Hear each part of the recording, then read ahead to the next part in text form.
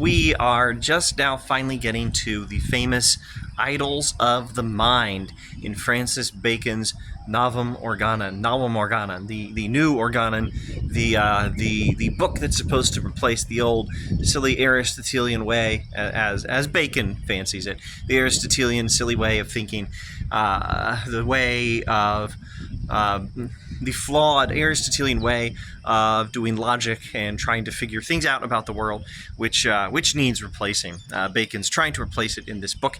And the idols of the mind, I will provisionally define thus. The idols of the mind are bad rules for thinking and bad habits of thought that make it hard for us to learn the truth about the world. That's a provisional definition. We may have to refine it as we go. We may not. Provisionally, I will briefly read his introduction to the idols here and then stop, and then in subsequent videos, probably one video per idol, we'll look at what are the idols of the mind. What does he say about the different idols? Francis Bacon says, "The idols and false notions which have already preoccupied the human understanding and are deeply rooted in it, not only so beset men's minds that they become difficult of access, but even when access is obtained, will again meet and trouble us in the instauration of the sciences, unless mankind, when forewarned, guard themselves with all possible care against them."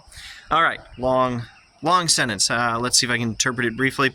The idols of the mind, the false notions that have preoccupied our minds and are deeply rooted in our minds, mess up our minds in this way. They're hard to access, meaning these are patterns of thought and rules for thinking that we don't even realize we're using. They're buried so deep in our minds that we don't even realize we're using. And when we do realize it, we got to be super careful, or we'll still use them anyway.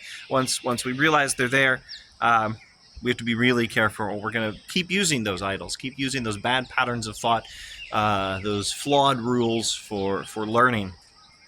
4 species of idols beset the human mind, to which, for distinction's sake, we have assigned names, calling the first idols of the tribe, the second idols of the den, the third idols of the market, the fourth idols of the theater. The idols of the tribe, den, market, and theater, and if you prefer, switch den out for cave. Idols of the tribe, cave, market, and theater. Those are what we want to have Bacon introduce us to in subsequent videos. Thanks for watching.